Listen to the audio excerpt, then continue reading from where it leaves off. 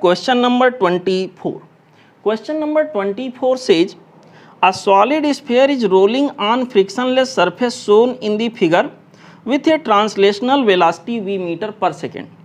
मेरे प्यारे बच्चों, यहाँ पर एक ऐसे यहाँ सरफेस कुछ इस ढंग का बना के दिया गया है। अच्छी बात है।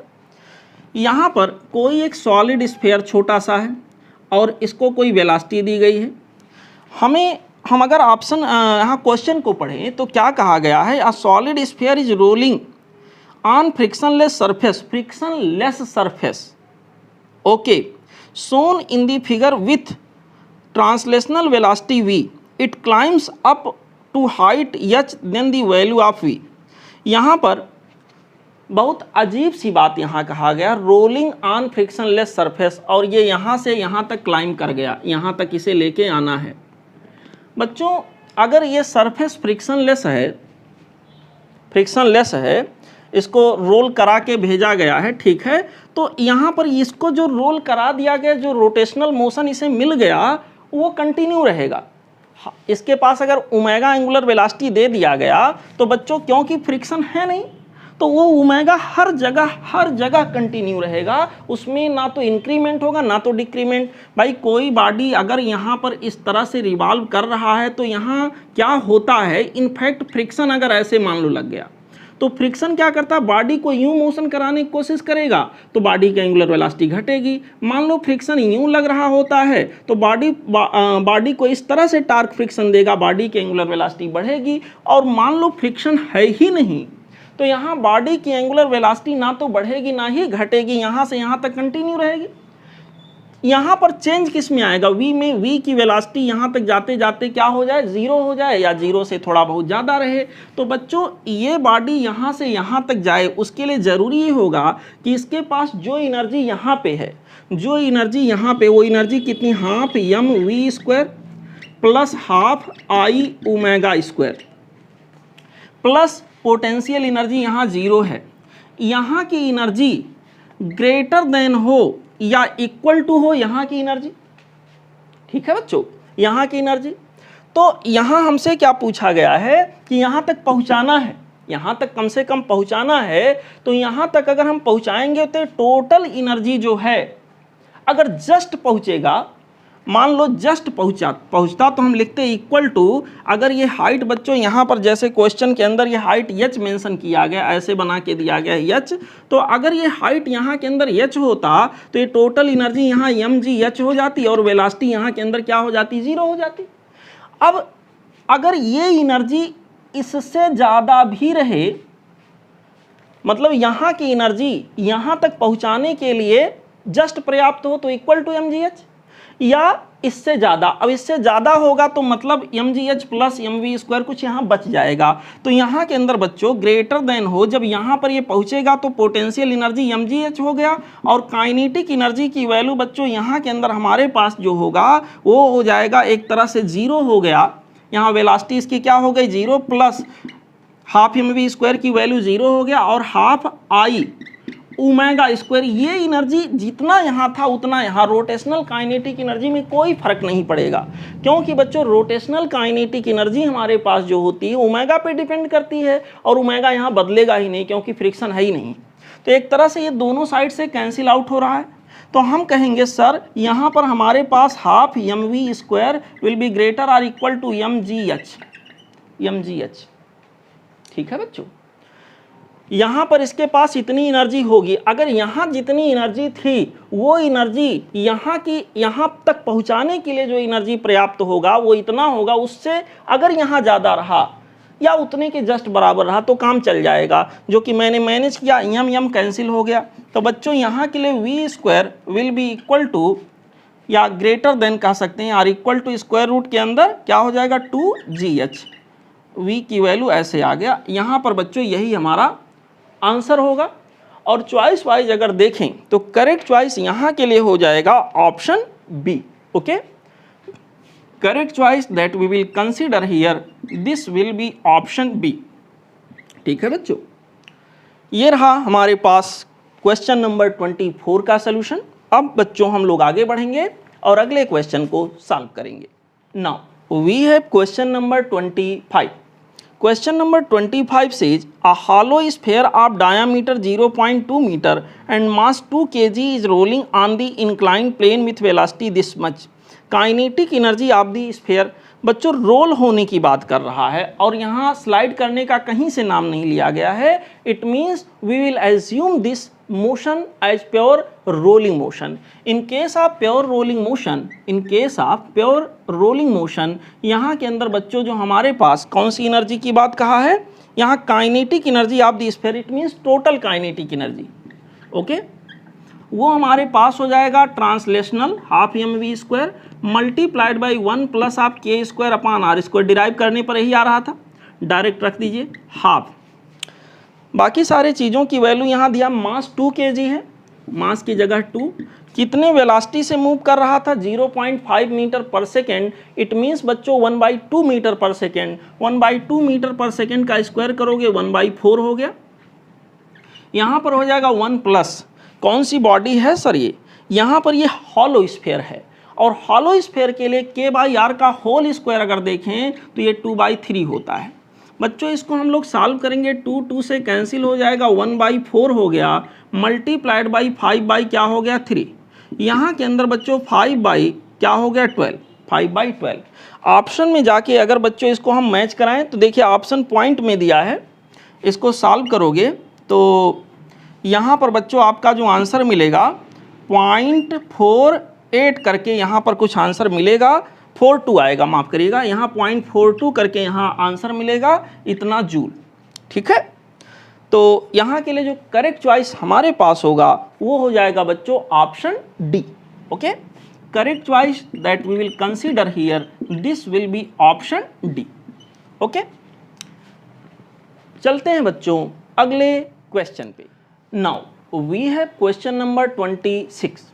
Question number 26 says two solid disc of radii r and 2r roll from the top of an inclined plane without slipping. then यहाँ पर दो सॉलिड डिस्क हैं बच्चों, एक का रेडियस r है तो अगले का क्या है 2r. तो पूछा गया यहाँ ऑप्शन में कहा bigger disc will reach the horizontal level first. यहाँ रोल करने की बात कही गई है. बच्चों कोई भी डिस्क हो, डिस्क का जो रेडियस ऑफ जायरेशन है और जो उसका एक्चुअल रेडियस है उसका अगर स्क्वायर निकालें तो हर एक डिस्क के लिए अगर मास का यूनिफॉर्म डिस्ट्रीब्यूशन उसके अंदर है तो हर एक डिस्क के लिए इसकी वैल्यू 1/2 आएगी. ठीक है, अब यहाँ आपको फंसाने की कोशिश क्या किया गया है, एक जो हमारे पास डिस्क है उसका यहाँ रेडियस r लिया गया और अगले का 2r. मैं चेक करा रहा हूँ पहले डिस्क के लिए, डिस्क नंबर 1, यहाँ पर k1 अपॉन r1 का होल स्क्वायर. डिस्क नंबर 1 के लिए बच्चों पहले मैं ऐसे लिख देता हूँ m इंटू k1 का स्क्वायर इक्वल टू, यहाँ के लिए बच्चों मैं लिख देता हूँ, यहाँ पर क्या लिख देता हूँ, ये मेरे पास हो जाएगा m इंटू डिस्क है हाफ m इंटू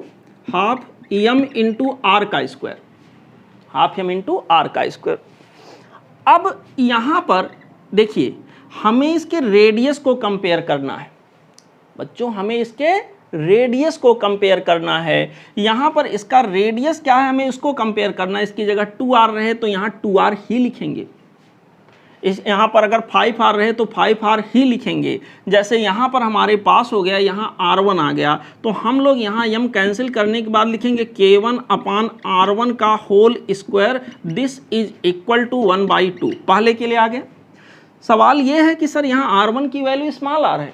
ठीक है, तो स्मॉल r लिख लीजिए. तो यहाँ के अंदर बच्चों हमारे पास r1 की वैल्यू स्मॉल r हो गया, कोई बात नहीं, k1 अपॉन स्मॉल r. यहाँ पर बच्चों स्क्वायर 1/2. हम डिस्क नंबर 2 की बात करें, डिस्क नंबर 2, इसके लिए होगा m k2 square equal to half m, दूसरे वाले का रेडियस है 2r. यहाँ के अंदर बच्चों इसका स्क्वायर रहेगा, माफ़ करिएगा, यहाँ पर 2r का स्क्वायर हो गया. ये जो 2r है ना बच्चों, ये इनफैक्ट क्या है r2 है, तो हम लोग लिखेंगे k2/r2 का होल स्क्वायर, ये कितना आ गया 1/2. अब यहाँ पर k2 हम क्या कर रहे हैं, जिस डिस्क का रेडियस ऑफ जायरेशन उसी डिस्क का हम लोग क्या ले रहे हैं, रेडियस। तो उस डिस्क का रेडियस यहाँ आर की बजाय क्या लिखेंगे, 2r का होल स्क्वायर, जिसकी वैल्यू 1/2। हमें क्या देखना है, रेडियस ऑफ जायरेशन और एक्चुअल रेडियस के स्क्वायर का वैल्यू। यहाँ पर ये वैल्यू एक्चुअली उसको मैंने R2 लिखा, R2 की वैल्यू 2r रख दें, हम उसको 5x कह दें, तो ऐसा थोड़े ना कि यहाँ हम खाली r लिखेंगे। ये इनफैक्ट मैंने क्या लिखा है, रेडियस ही तो लिखा है सेकेंड का। ठीक है बच्चों, तो आप यहाँ परेशान मत होइएगा, दोनों डिस्क एक साथ पहुँचेंगे, क्योंकि k/r की वैल्यू हर डिस्क के लिए, k/r का होल स्क्वायर हर डिस्क के लिए क्या होगा, सेम होगा। तो दोनों डिस्क ग्राउंड पर इस तरह से इंक्लाइन प्लेन से अगर दोनों चलाए जाएं, रोल करते हुए आएँ, तो बच्चों यहाँ ग्राउंड लेवल तक सब सेम टाइम में पहुँचेंगे। यहाँ इसमें कोई शक वाली बात नहीं है। कुछ बच्चे क्या करते हैं, 2r रखे, फिर 2r रखने के बाद उसको कट करेंगे, k2/r और यहाँ 4 आएगा, 4 को यहाँ पहुँचाएंगे। तो सर आप निकाले क्या, रेडियस आपका 2r दिया था, तब तो आपने यहाँ रेडियस रखा ही नहीं, रेडियस का आधा रख दिया। सर रेडियस का आधा नहीं रखना, हमें radius of gyration upon radius का रेशियो निकालना। वो रेडियस कितना है, वो 2r लिख दिया गया, तो क्या यहाँ 2r की बजाय हम r लिख देंगे, नहीं सर, यहाँ रेडियस रेडियस रेडियस रेडियस रखना है। रेडियस 2r है तो यहाँ 2r ही रखेंगे, हम इसी को कंपेयर करेंगे। ठीक है बच्चों, तो करेक्ट चॉइस यहाँ के लिए जो हमारे पास हो गया, both the disc will reach the at the same time, option D. Correct choice that we will select here, this will be option D. Okay बच्चों, this is the solution for the question number 26. Now let's proceed to question number next one. Now we have question number 27. Question number 27 says a sphere of mass small m, radius small r rolls on a horizontal plane without slipping with velocity with speed u. बच्चों यहाँ पर हम लोग बात कर रहे हैं question number 27 के लिए। क्वेश्चन नंबर 27 says स्फेयर का नाम लिया है, जिसका मास m है और इसका रेडियस स्मॉल r है। बच्चों ये रोल कर रहा है हॉरिजेंटल प्लेन पे। ओके, विदाउट स्लिपिंग मतलब प्योर रोलिंग मोशन की बात हो रही है। अच्छा, विथ स्पीड u, यानी इसका लीनियर स्पीड जो है बच्चों वो u है। कहाँ की स्पीड दिया है, सेंटर ऑफ मास की मान के चलेंगे अगर नहीं मेंशन है। ठीक है, इसका सेंटर ऑफ मास की लीनियर वेलोसिटी u हो गया। Now if it rolls up vertically the maximum height it will attend will be. अगर यही बच्चों ऐसे जाते जाते यहाँ पर क्या हो जाए, एक कोई वर्टिकल प्लेन इसे मिल जाए, तो मैक्सिमम कितने हाइट तक ये पहुँच सकता है, इस वर्टिकल प्लेन पे ऐसे काफ़ी दूर तक हो तो मैक्सिमम उतने हाइट तक जा पाएगा जहाँ पहुँच करके उसकी वेलोसिटी, उसकी काइनेटिक एनर्जी क्या हो जाए, जीरो। यानी ये काइनेटिक एनर्जी जो इसका है वो कहाँ कन्वर्ट हो जाए, पोटेंशियल एनर्जी में। जो इसके पास यहाँ पर जब ये पहुँचा होगा, यहाँ छोटा डायग्राम बना दे, इसका अजीब लग रहा है बच्चों। यहाँ के अंदर इसके पास जो काइनेटिक एनर्जी रहा होगा यहाँ पे शुरुआत में, तो बच्चों शुरुआत में काइनेटिक एनर्जी जो इसके पास रहा होगा वो रहा होगा KT1 plus of k² upon r², ऐसे रहा होगा। जब यहाँ पहुँचा होगा तो यही काइनेटिक एनर्जी बदल गया होगा पोटेंशियल एनर्जी में, mgh में। यही h मुझे निकालना है, क्या होगा देखो, KT को लिखेंगे हाफ टाइम्स ऑफ m, कितने वेलोसिटी से जा रहा था, u से, हाफ m/u²। स्फेयर का केस है बच्चों, k/r का होल स्क्वायर। स्फेयर के लिए अगर स्फेयर लिखा है तो सॉलिड स्फेयर मानेंगे, और उसके लिए k/r का होल स्क्वायर 2/5 आएगा, 2/5। ये हो गया mgh। m ने m को कैंसिल आउट कर दिया मेरे प्यारे बच्चों। यहाँ के अंदर आ जाएगा 7/5 × 1/2, यानी कि 7/10। यहाँ के अंदर बच्चों ये मेरे पास आ गया 7/10 टाइम्स ऑफ क्या हो जाएगा, u²।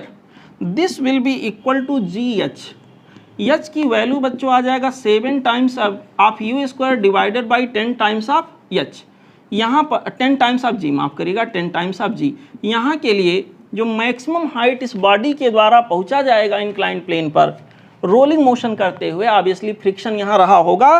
तो बच्चों ये मेरे पास जो करेक्ट चॉइस आ जाएगा वो होगा, मैच कराइए, 7u² divided by 10g, option C. Correct matching that we will consider here, this will be option C. Okay बच्चों, this is the solution for the question number 27. Now let's proceed to question number next one. Now we have question number 28. Question number 28 says a solid spherical ball rolls on an inclined plane without slipping. बहुत अच्छी बात है. The ratio of rotational energy to the total energy. Rotational energy और total energy का ratio, मेरे प्यारे बच्चों, rotational energy divided by total kinetic energy, एक तरह से फ्रैक्शन ऑफ रोटेशनल हमें निकालना है, टोटल की तुलना में कितना है. ये रेशियो आ रहा था के स्क्वायर डिवाइडेड बाई के स्क्वायर प्लस आर स्क्वायर, मैंने बताया था बच्चों. ऊपर और नीचे आप क्या करो, आर स्क्वायर से डिवाइड कर दो. तो यहाँ के अंदर ये मेरे पास आ जाएगा के बाई आर का होल स्क्वायर, और यहाँ पर आ जाएगा डिनोमिनेटर में के बाई आर का whole square this whole much, plus आप यहाँ के अंदर हो जाएगा 1. मेरे प्यारे बच्चों, मेरे अच्छे बच्चों, मेरे सच्चे बच्चों, के बाई आर का जो होल स्क्वायर यहाँ के लिए होगा, रेडियस ऑफ जायरेशन और एक्चुअल रेडियस, कौन सी बॉडी ये है, सॉलिड स्फीयर है. तो यहाँ के लिए बच्चों ये रेशियो मेरे पास के बाई आर के जगह के होल स्क्वायर के जगह पर 2/5, यहाँ हो गया 2/5 प्लस 1. ठीक है, यहाँ पर आ जाएगा 2/5 डिवाइडेड बाई, यहाँ पर आ जाएगा 7/5. 5 ने 5 को कैंसिल कर दिया, आंसर मिला 2/7. मेरे प्यारे बच्चों, इस तरह से जो करेक्ट मैचिंग यहाँ के लिए है वो हो गया option B. Okay, correct matching that we will select here, this will be option B. Okay, this is the solution for the question number 28. Now let's proceed to question number next one. Now we have question number 29. Question number 29 says a circular disk of moment of inertia it is rotating in a horizontal plane. अच्छी बात है. about its symmetry axis with ये constant angular velocity omega आई वहाँ रहेगा, omega initial omega आई रहेगा. Okay, another disk of moment of inertia IB is dropped coaxially into the rotating disk. Initially the second disk has zero angular speed. बहुत अच्छी बात है. Eventually both the disk rotate with ये constant angular speed omega 1. कहा गया है the energy lost by the initially rotating disc to the friction. यहाँ पे बच्चों हम लोग बात कर रहे हैं क्वेश्चन नंबर 29 की. ये actually conservation of angular momentum का क्वेश्चन हो गया बच्चों. देखो यहाँ पर कोई एक डिस्क है ऐसे, यहाँ पर ये डिस्क ऐसे रहा, अपने एक्सिस के अबाउट ये रोटेट कर रहा, और कितने एंगुलर वेलोसिटी से रोटेट कर रहा, ओमेगा आई. ओके, और यहाँ के अबाउट, इस पर्टिकुलर एक्सिस के अबाउट मोमेंट ऑफ इनर्शिया इस पर्टिकुलर डिस्क के लिए दिया गया आई टी.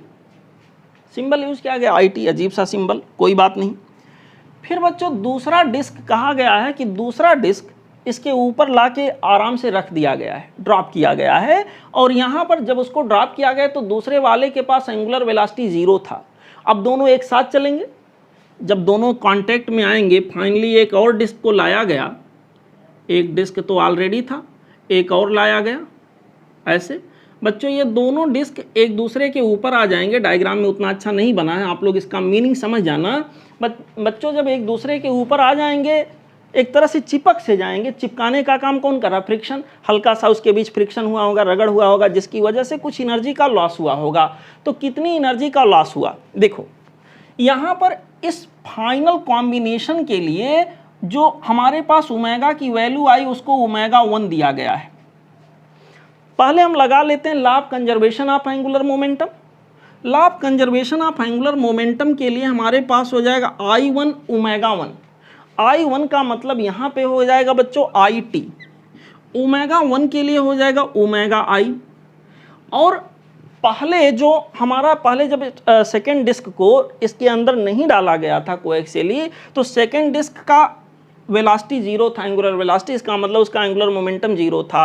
तो बिफोर दिस कंडीशन शुरुआत में इसके पास एंगुलर मोमेंटम था, और अगले के पास जिसको यहाँ हमने रखा है उसके पास एंगुलर मोमेंटम 0 था. पूरे सिस्टम का इतना हुआ.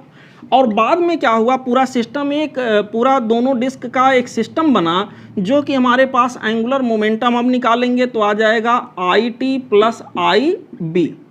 दूसरे वाले का एंगुलर मोमेंटम दिया है उसी एक्सिस के अबाउट आई बी है, और पहले वाले का आई टी। तो नेट मोमेंट ऑफ इनर्शिया यहाँ के अंदर बच्चों फिर से सुन लीजिए, पहले वाले का मोमेंट ऑफ इनर्शिया इस एक्सिस के अबाउट आई टी है, और दूसरे वाले का उसी एक्सिस के अबाउट बच्चों परपेंडिकुलर एक्सिस के अबाउट आई बी था। तो अब दोनों एक साथ आ गए, यहाँ मोमेंट ऑफ इनर्शिया पूरे सिस्टम का उसी एक्सिस के अबाउट एक्सिस कोइंसाइड कर गया, हो गया I T plus I B. और यहाँ के अंदर बच्चों ओमेगा फाइनल की वैल्यू जो कि ओमेगा 1 क्वेश्चन के अंदर दे रखा है। इस तरह से हम लोग क्या देख रहे हैं बच्चों, यहाँ पर हमारे पास जो है ओमेगा 1 की वैल्यू जो होगी वो आ जाएगी I T divided by I T plus of I B this whole much multiplied by omega initial.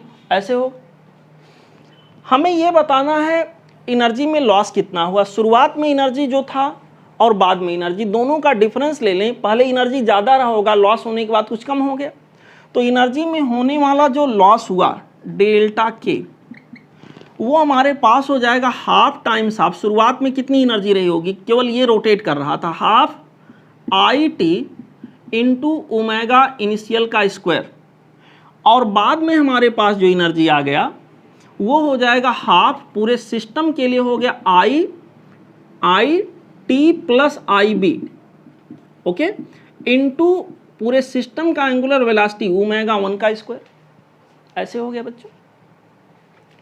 अब हमें जो आंसर लाना है, बच्चों ओमेगा आई के टर्म में लाना है, तो ओमेगा 1 को हटाना। ओमेगा 1 की वैल्यू ऑलरेडी मैंने यहाँ निकाल रखी है, ये देखिए, ठीक है।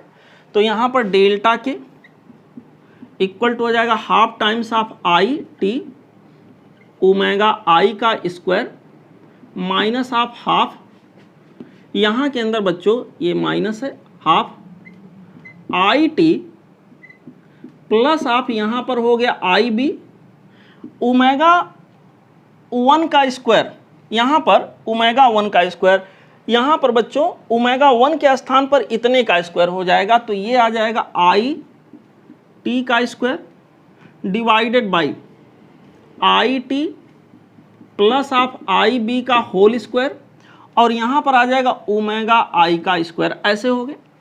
अब देखिए काफ़ी सारी चीज़ें इसमें कॉमन होंगी, देखते हैं।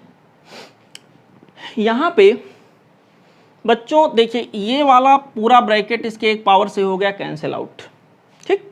हाफ दोनों में कॉमन है, डेल्टा के हाफ दोनों में कॉमन हो गया, आई टी दोनों में है और ओमेगा आई दोनों में है, तो यहाँ पर आई टी और ओमेगा आई का स्क्वायर इतना पूरा कॉमन हो गया। यहाँ से 1 बचा और यहाँ से माइनस हो गया, हाफ कॉमन हो चुका है। और बच्चों आई टी का एक पावर कॉमन हो चुका है, तो यहाँ आई टी बचा हुआ है, this whole much is divided by, यहाँ पर हो जाएगा I T plus of I B. ऐसे आ गया, ठीक है बच्चों। सॉल्व कर लो इसे, I T plus I B minus I T, तो आई टी यहाँ खत्म हो जाएगा, कैंसिल आउट हो जाएगा, केवल ऊपर आई बी बचेगा। तो ये जो फाइनल वैल्यू हमें मिला वो हो गया half times of I T, और वहाँ से ऊपर बचा है I B divided by I T plus of I B, this whole much is multiplied by omega initial का स्क्वायर। यही हमारा करेक्ट आंसर होगा। इतनी एनर्जी का लॉस होगा।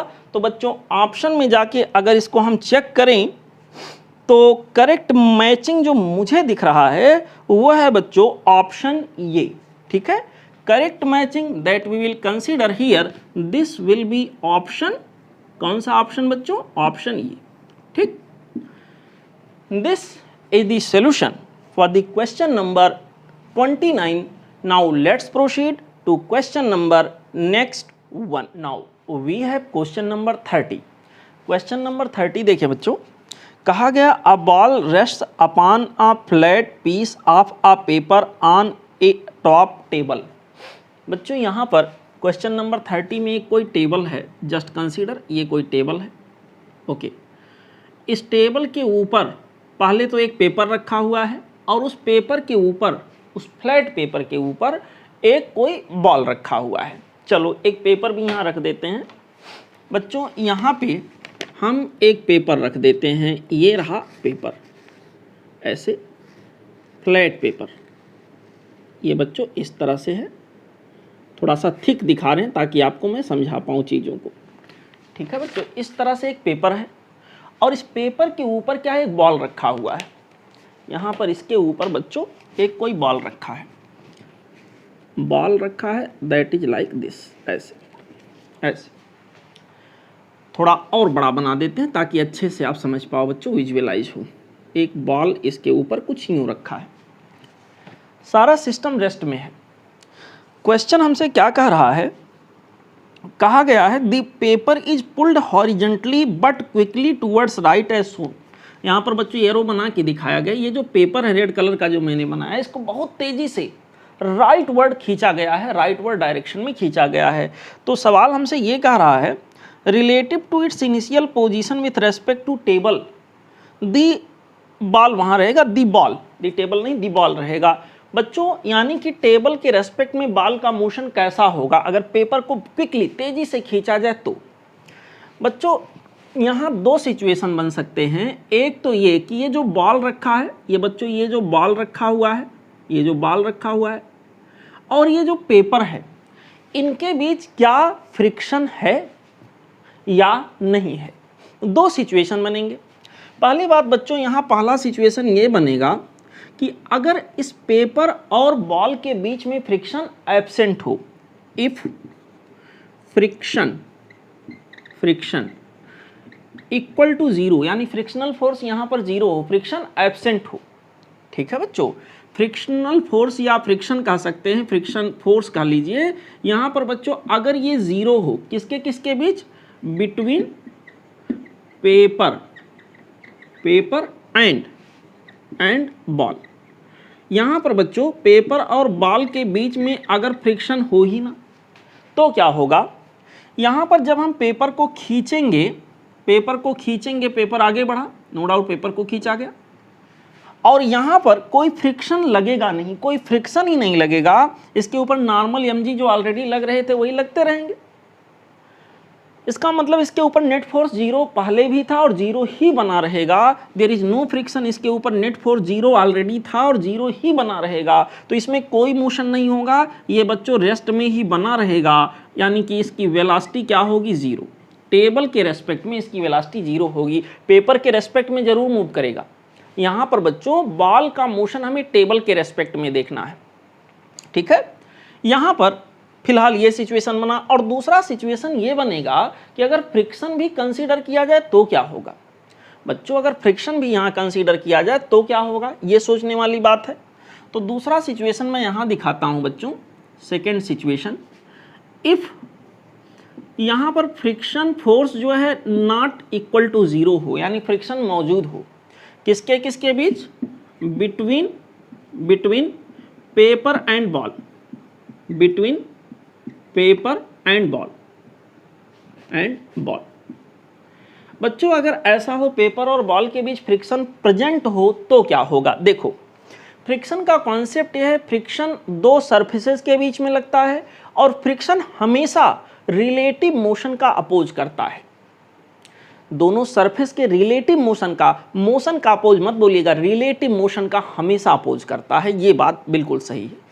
तो यहाँ पर जरा हम सिचुएशन दिखाएं। ये बच्चों हमारे पास बॉल है, ये बॉल है और ये पेपर को मैं उसी कलर से बनाता हूँ जैसे था। यहाँ पर बच्चों ये रहा पेपर, थोड़ा थिक बनाया ताकि आपको विजुअलाइज हो। यहाँ पेपर ये था बच्चों, इसको खींचा गया है, यहाँ कोई फ्रिक्शन डेवलप नहीं हुआ। लेकिन यहाँ पर जब इसको खींचा जाएगा, इसको इधर की ओर जब हम खींचेंगे, ठीक है, पेपर को इधर की तरफ हम वेलोसिटी देंगे, ये रहा वेलोसिटी ऑफ पेपर, हम पेपर को आगे की तरफ खींचे और वो भी बहुत तेजी से।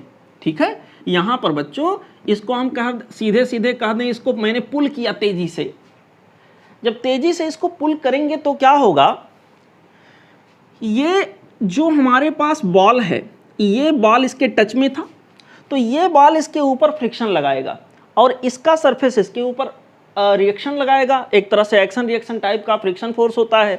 तो बच्चों बॉल का ये जो निचला सरफेस है इसके सरफेस पर इस प्रकार से फ्रिक्शन लगाएगा कि उसके मोशन का अपोज हो, यानी कि फ्रिक्शन यहाँ ऐसे लगा, ठीक है। बॉल का ये नीचे वाला जो सरफेस है, जो कांटेक्ट था, इसके ऊपर फ्रिक्शन ऐसे लेफ्टवर्ड लगाएगा, और वहीं पर यहाँ पे क्या होगा बच्चों, इसके ऊपर जो फ्रिक्शन लगेगा, एक तरह से ये एक्शन हुआ तो ये क्या हुआ, रिएक्शन हुआ, यहाँ पर ऐसे लग गया, यानी बॉल के ऊपर लगने वाला फ्रिक्शन ऐसे हुआ। अब होगा क्या बच्चों, ये बॉल जो हमारे पास है, सेंटर ऑफ मास के अबाउट एक टॉर्क इसको मिल जाएगा, यहाँ फ्रिक्शन की वजह से इसके ऊपर एक टॉर्क लगेगा, और फ्रिक्शन की वजह से, टॉर्क लगने की वजह से ये बच्चों यहाँ इधर के साइड में टॉर्क लगा, इधर के साइड में एंगुलर एक्सीलरेशन इसे मिलेगा, और उधर के साइड में ही ये बच्चों किसी एंगुलर वेलोसिटी से मूव करने लग जाएगा। और जैसे ही पेपर आगे बढ़ेगा ये टेबल पर आ गिरेगा, टेबल पर भी फ्रिक्शन मान के चलेंगे होगा। तो आगे बढ़ते हुए बच्चों अल्टीमेटली ये क्या करेगा, पहले तो केवल रोटेशनल मोशन पाएगा, और अल्टीमेटली यहाँ पर ट्रांसलेटरी और रोटेटरी दोनों मोशन आ जाएंगे, यानी कि रोलिंग मोशन होने लगेगा, टेबल के ऊपर ये होगा। तो यहाँ पर क्या होगा, जैसे ही हम इसको खींचेंगे पेपर को आगे की तरफ, बॉल बैकवर्ड डायरेक्शन में रोल करने लगेगा, रोल करना स्टार्ट कर देगा यहाँ पर, यानी लेफ्ट डायरेक्शन में चलने लग जाएगा, मूव करने लग जाएगा, रोल करने लग जाएगा। ऑप्शन को जरा मैच कराएं। 3 स्टेटमेंट पहले दिए हैं, चेक करते हैं। कहा गया रिमेन स्टेशनरी, क्या बॉल के बारे में बोला गया, remain stationary if there is no friction between the paper and the ball. बिल्कुल सही, जो मैंने यहाँ समझाया कि अगर इसके बीच में कोई फ्रिक्शन ना हो तो इसके ऊपर नेट फोर्स 0 ही मेंटेन रहेगा, और ये रेस्ट में ही बना रहेगा टेबल के रेस्पेक्ट में। ओके, दूसरा स्टेटमेंट कह रहा है move to the left and starts rolling backward, left की तरफ मूव करेगा और रोल करना शुरू कर देगा, ठीक है। That is to the left if there is friction between the paper and the ball. बिल्कुल सही है, ये स्टेटमेंट लिखा है। और बच्चों यहाँ थर्ड कह रहा है moves forward that is in the direction in which the paper is pulled. नहीं सर, यहाँ पर फिलहाल पहला और दूसरा सही हुआ। पहला और दूसरा स्टेटमेंट सही होने का मतलब ऑप्शन जो यहाँ पर आपको मिलेगा वो मिलेगा ऑप्शन ये, यानी स्टेटमेंट नंबर 1 एंड 2, ठीक है। यही हमारा करेक्ट ऑप्शन होगा। ओके बच्चों, ठीक, चलते हैं अगले क्वेश्चन।